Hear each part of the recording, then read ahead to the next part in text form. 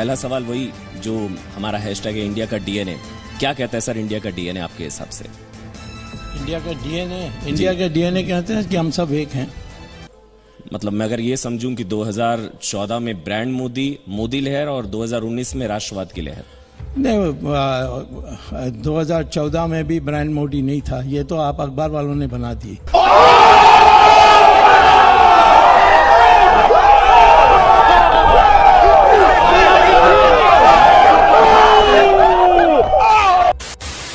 और जेटली को तो इकोनॉमिक्स पता ही नहीं है, तो इसीलिए इस हालत हुई है।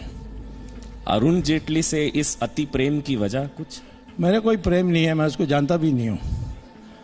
इतना है कि प्रेम का तो सवाल ही नहीं है। आपका ये प्रेम कई बार छलका है। नहीं, प्रेम आपका प्रेम से मुझे संदेह होता है, तुम्हारे अखबार वालों का प्रेम से। हमारे देश में कोई इकोनॉमिक्स जानने वाला वित्त मंत्री था तो वो मनमोहन सिंह था। ऐसा क्यों है सर? मतलब मैं बहुत कैंडिडली आपको एक बात कहता हूं। मैं भी कैंडिडली जवाब ही जी बिल्कुल बिल्कुल, आपकी बेबाकी का तो मैं वैसे ही कायल हूं सर। मैं बड़ी बेबाकी से एक बात कहता हूं, बीजेपी में मेरे ख्याल से आप इकलौते ऐसे नेता हैं, सांसद हैं, जो अपनी लाइन खुद तय करते हैं, पार्टी की लाइन नहीं टो करते। उसके आप ये कहते हैं वित्त मंत्री अरुण जेटली इकोनॉमिक्स नहीं जानते हैं। आपने कहा कि माल्या मिलकर गया जेटली से। आपने ये भी कहा कि चिदम्बरम और इन लोगों पर कार्रवाई नहीं हो रही जेटली की वजह से। जेटली, आपने बहुत कुछ कहा उनके बारे में, फिर भी आप पर कार्रवाई नहीं होती। नहीं, क्योंकि पार्टी लाइन नहीं है। ये आप लोग पता नहीं, वो इंदिरा गांधी के ज़माने से आज भी उस बीमारी में फंसे हुए हैं कि कोई भी कुछ नेता के बिना बोल देगा तो फिर वो पार्टी के लाइन के विरुद्ध में। हमारी पार्टी लोकतांत्रिक पार्टी है, उसको मानना चाहिए। और जो तथ्यों पर आधारित बातें हैं, भले पार्टी के कई लोगों को पसंद ना आए, परंतु वो पार्टी का विरोध नहीं होता है। मैं तो पार्टी के लिए सबसे ज्यादा प्रचार कर रहा हूँ, रोज घूमते रहता हूँ, मीटिंग्स एड्रेस करता हूँ। तो फिर तो वो देखना होता है। नहीं सर, अगर आप प्रचार में तो यह है कि जो जेटली के पीछे चपलूसी करेंगे तो मुझे प्रमोशन मिलेगा, मुझे टेलीविजन में अच्छा काम मिलेगा, नहीं मिलेगा तो निकाल देगा। ये डर है आप लोगों के दिमाग में। पता है ना आप सबको? नहीं पता है? कहाँ पता है? हाथ ऊपर करो, किसको पता है? आप बुरा ना माने तो सर मैं एक सवाल नहीं, मैं कुछ बुरा नहीं मांगूंगा, आदमी मत बुरा मानिए, मैं कुछ कहूंगा तो। मैं सर बुरा ना माने तो मुझे ऐसा लग रहा है मैं बीजेपी के भावी शत्रुघ्न सिन्हा से बात कर रहा हूँ। नहीं, मुझे लगता है कि किसी दुष्ट के साथ मैं इंटरव्यू कर रहा हूँ, अगले नहीं करूंगा।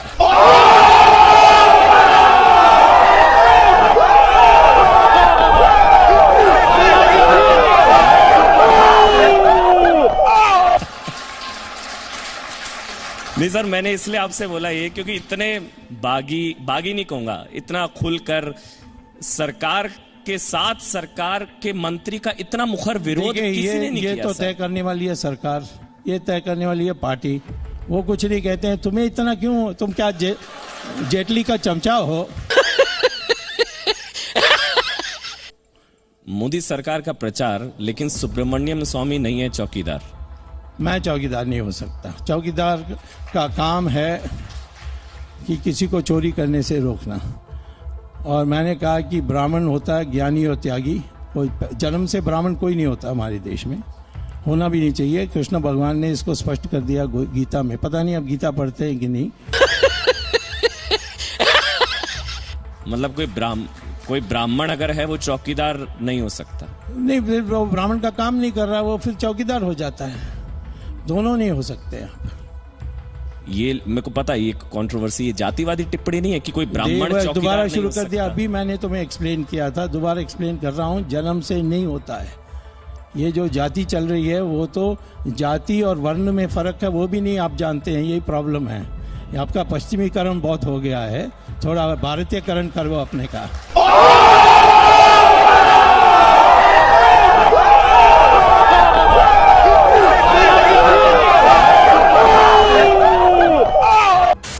सबसे पहले असद ओवैसी क्या सोच रहे हैं, जो उनका बयान है।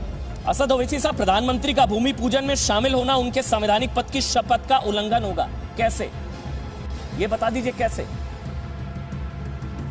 प्रधानमंत्री का और उनकी सरकार का कोई मजहब नहीं होता। क्या प्रधानमंत्री की सरकार का, नरेंद्र मोदी गवर्नमेंट का कोई मजहब है? नहीं हो सकता। इसलिए नहीं हो सकता क्योंकि संविधान में यह कहा गया कि भारत का कोई मजहब नहीं होगा, भारत तमाम मजाहिब को मानेगा, उनको भी भारत मानेगा जो खुदा को, अल्लाह को नहीं मानते। तो प्रधानमंत्री ने संविधान पर ओथ लिया है और संविधान में लिखा गया है कि सेकुलरिज्म इस मुल्क के बेसिक स्ट्रक्चर का हिस्सा है। और ये कोई इकोनॉमिक पॉलिसी नहीं है कि मैं 500 के 1000 की नोट बंद कर दिया तो सेकुलरिज्म को भी बंद कर दूंगा। नहीं, जब तक अंबेडकर का बनाया हुआ संविधान रहेगा, सेकुलरिज्म इस देश का बेसिक स्ट्रक्चर का हिस्सा रहेगा। अगर प्रधानमंत्री जाना चाहते हैं तो वो ये कह दें देश को कि मैं अपनी इंडिविजुअल कैपेसिटी में जा रहा हूं, इससे कोई उनको रोक नहीं सकता क्योंकि फ्रीडम ऑफ रिलीजन है, उनके कैबिनेट के मंत्रियों को है। और वो कह दें कि मैं इंडिविजुअल कैपेसिटी में जा रहा हूं और इसका कोई लाइव टेलीकास्ट टीवी पर ना हो, किसी को आपत्ति नहीं होगी। ओवैसी साहब, आपकी आपत्ति क्या है? प्रधानमंत्री नरेंद्र मोदी के जाने पर आपकी आपत्ति है, शिलान्यास से तो आप खुश है ना? आखिरकार इंतजार खत्म हुआ, शिलान्यास होने जा रहा है, उससे तो आप खुश है ना? शिलान्यास होने जा रहा है, भूमि पूजन होने जा रहा है राम मंदिर का, उससे तो खुश है ना? हमने कहा था कि हम सुप्रीम कोर्ट के फैसले से सेटिस्फाइड नहीं है।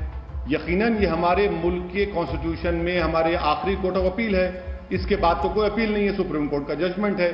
मगर यहां पर मैं ये कहना जरूरी समझता हूं कि एडीएम जबलपुर का जब केस आया था, यही सुप्रीम कोर्ट ने एडीएम जबलपुर का केस दिया था और 40 साल बाद इसी सुप्रीम कोर्ट ने कहा कि एडीएम जबलपुर गलत था।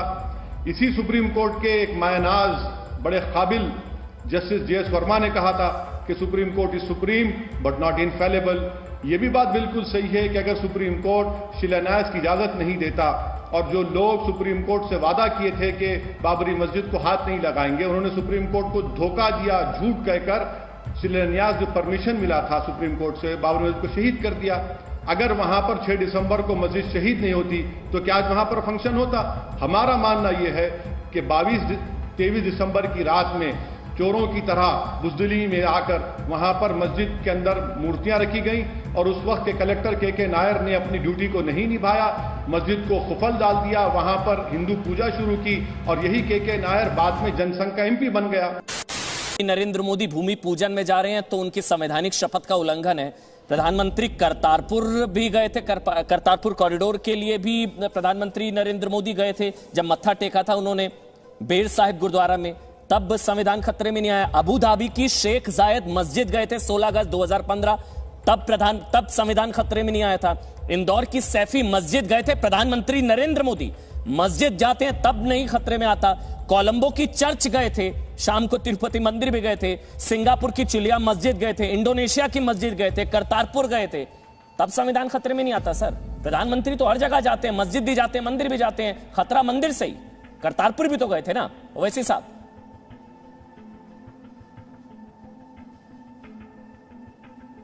मेरा मानना यह है कि भारत देश का कोई मजहब नहीं है।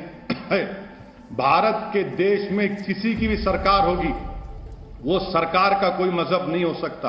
और मैं ये कह रहा हूं कि सरकार को किसी भी मजहब के मामलात में, रिलीजियस रिचुअल्स में ना इन्वॉल्व होना है, ना उसको सपोर्ट करना है, ना पैसे देना है।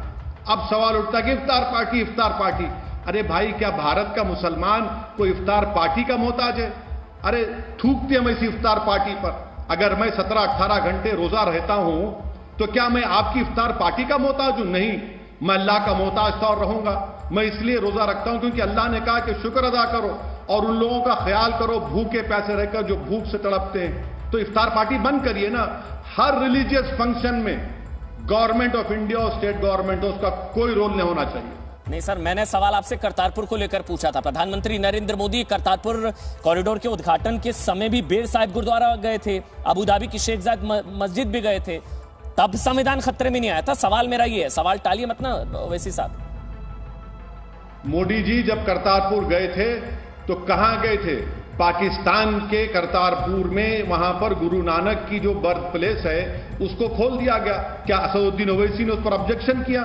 मोदी जी जब फॉरेन टूर पर जाते हैं तो वो देश के प्रधानमंत्री बनकर जाते हैं। मोदी जी बुद्धिस्ट टेम्पल में भी गए, मोदी जी वहां पर नेपाल की मशहूर मंदिर में गए, मोदी जी यूएई के मंदिर के इनॉग्रेशन में गए, मोदी जी यूएई की मशहूर मस्जिद में भी गए। तो प्रधानमंत्री हैं वो। ये बाबरी मस्जिद का ये जो मसला है, ये पिछले कई सालों से इस मसले की वजह से भारत में मासूम लोगों की जानें गई। क्या मोदी जी इनकार कर सकते हैं कि बीजेपी और आरएसएस ने ही इस राम जन्मस्थान के मसले को उठाया? 1966 में विश्व हिंदू परिषद बनी गई। क्या उससे पहले यह मसला था? नहीं था। क्या पालमपुर के रेजोल्यूशन से पहले राम जन्मभूमि का मसला था? नहीं था। इसीलिए तो हम कह रहे हैं कि आज जिन लोगों पर बाबरी मस्जिद की शहादत का, डेमोलिशन का क्रिमिनल केस चल रहा है, आप उनको दावत दे रहे हैं। सर, मेरे को आप ये नहीं समझ आ रहा। जख्मों पर मरहम आप नहीं ओवैसी बल्कि साहब, और जख्म ओवैसी को साहब, गहरा कर रहे हैं आप।